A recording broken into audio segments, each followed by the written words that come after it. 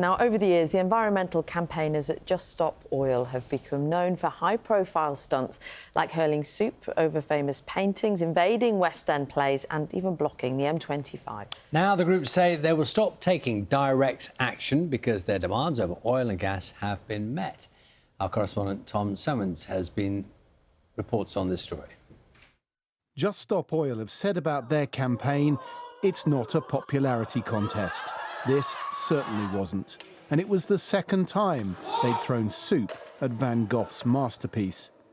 2 other activists were jailed for doing the same. This group chose some of their targets to highlight the causes of climate change. Others just to get attention.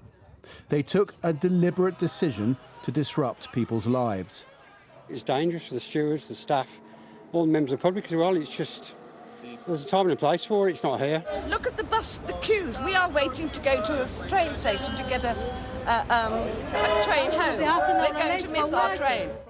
Just Stop Oil say they're stopping now because they've won. Well, sort of. Have we won in terms of solving the climate crisis? Absolutely not. But have we won in terms of our core demand that we had at the outset? Yes, we have stopped the licensing of all new oil and gas. It all started in February 2022. 2 young supporters arrived at Downing Street, demanding Boris Johnson stop new fossil fuel projects within a month. He didn't. There were plans for 2 new fields off Scotland and pressure to secure Britain's own sources of energy. Within weeks, activists were tying themselves to goalposts and blocking oil refineries. Some said stopping the flow of actual oil didn't have a big enough impact. So that summer, they started attacking art, the British Grand Prix and the M25. One protest disrupted the motorway for 121 hours over 5 days. 5 activists, including the JSO founder, Roger Hallam, were eventually sent to prison. Just Stop Oil says it forced politicians to change their minds. Labour backed a ban on new oil and gas in 2023. Is the answer to our energy crisis, the bills crisis we've seen, lots more oil and gas, extracting every last drop? That won't take a penny off bills. It costs huge amounts of public money and is a climate disaster. The Conservatives didn't agree, but it was Labour who took power last year. The decision to stop the protests is partly about policy, but also about the way the public and the law responded to Just Stop Oil.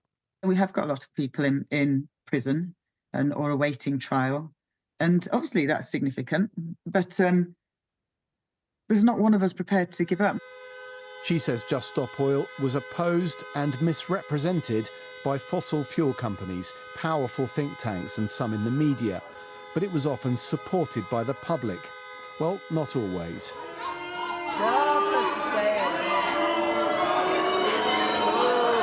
A YouGov survey last year found a slight majority of people backed prison for disruptive protesters and preferred they'd just go on marches.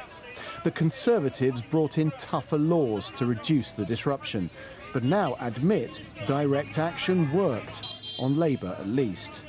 The Just Stop Oil policies, the radical, zealous policies that Just Stop Oil wanted governments of both colours to introduce, are being introduced by this government, hence why they've stopped protesting.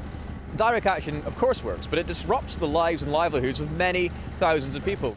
But the group says the climate crisis is still happening. It's not going away, just planning a new strategy. It says this is not the end of civil resistance. Tom Simons, BBC News. Well, Just Stop Oil activist James Skeet joins us now. Morning. Good morning. You're not going away, but you're moving in a different direction. A new strategy, as we heard in Tom's report there. That's right. Why, and what will the new strategy be? Well, Just Stop Oil was conceived as a campaign with a single winnable demand, which was no new oil and gas licences.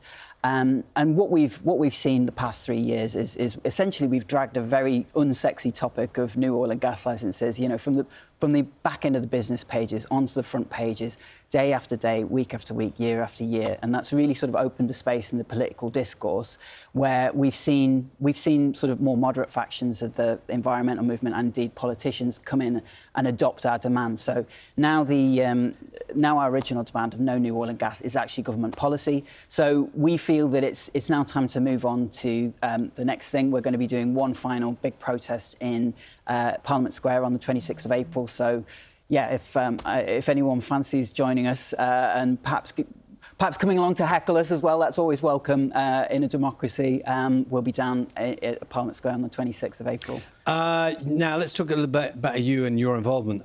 You were arrested and given a conditional discharge sentence. This is in 2022. That's right, yeah. This is shutting down a fuel terminal. That's correct, What did you actually do? Because you broke into the place, is that right? That's right. It involved climbing over a fence and occupying the pipework in a fuel terminal for around 36 hours. It was definitely the most uncomfortable night's sleep I've ever had, balanced on 3 pipes at 3 stories high. Sure. So there are very much 2 sides to this, and you've explained the reasoning behind those people who did this, and you say you've got a result.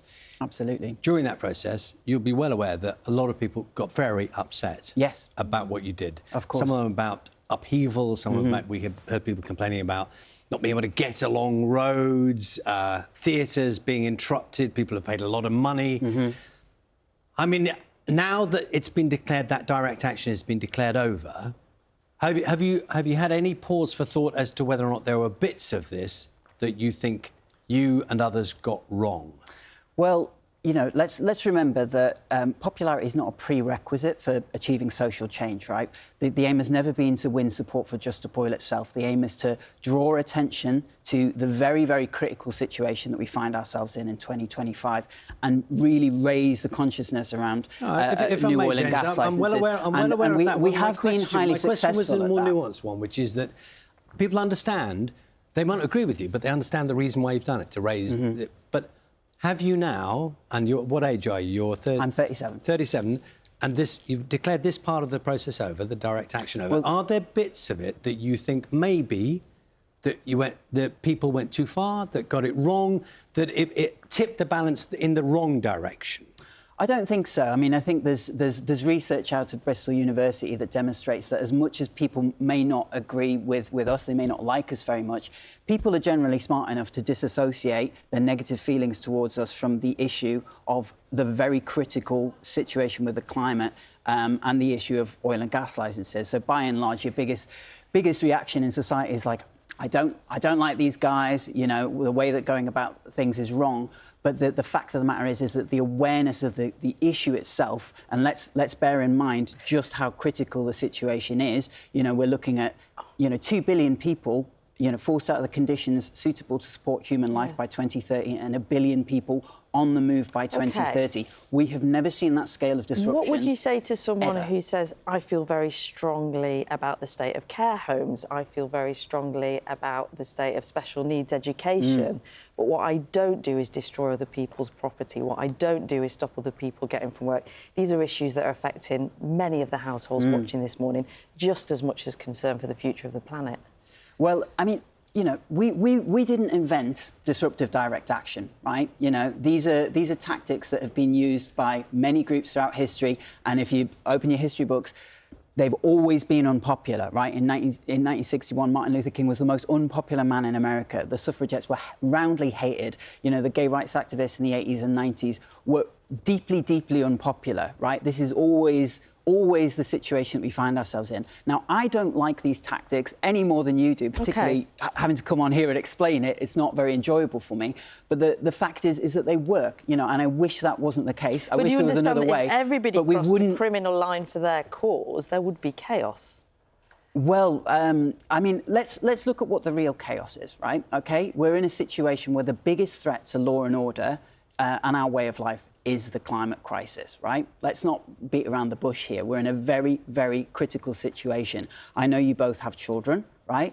And I know many at home have children. Like, I cannot understate how dire the situation is. We've all seen the reports recently. We saw mothers dragging their babies from the mud in Valencia. We saw the fires in California. People in this country are starting to experience the sharp end of climate breakdown in the form of flooding and even wildfires. Can I put one thought to you, James? That it may well be that if we had, I don't know, previous government spokespeople on who were very angry about what you and your organisation were doing, they might say that one of the reasons you've stopped the direct action now is because more people who've been involved have been sentenced.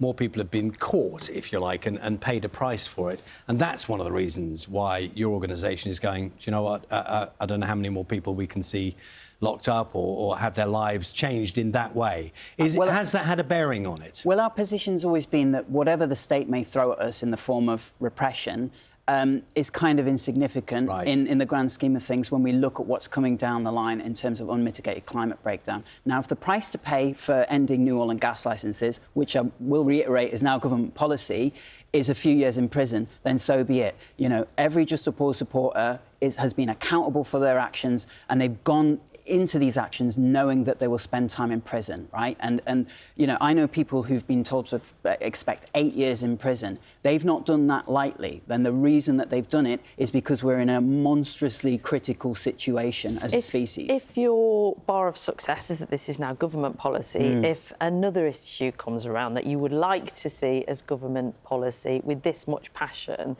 have you written off direct action that crosses a criminal line in the future? Absolutely not. No, civil resistance is going to continue. At the end of the day, Just Stop Oil is a campaign, right? You know, as you're probably aware, Just Stop Oil came out of Insulate Britain. Now, that was a highly controversial campaign group, but it achieved, you know, more than doubling of the mentions of housing insulation in the British media, you know, and it really drew the attention to the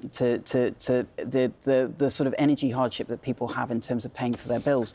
And you know, ultimately, there was a lot of you know, with a lot of questions about whether that should wrap up as a campaign in 2021. But what we've seen is Just Stop Oil massively eclipse the successes of that campaign. So it's time to move on to something new, and I would encourage everyone to join us in Parliament Square on 26th of April. We wait to see what comes next, James. Thanks so much for your time this morning. Thank you very much for having us. Thank you. Thank me.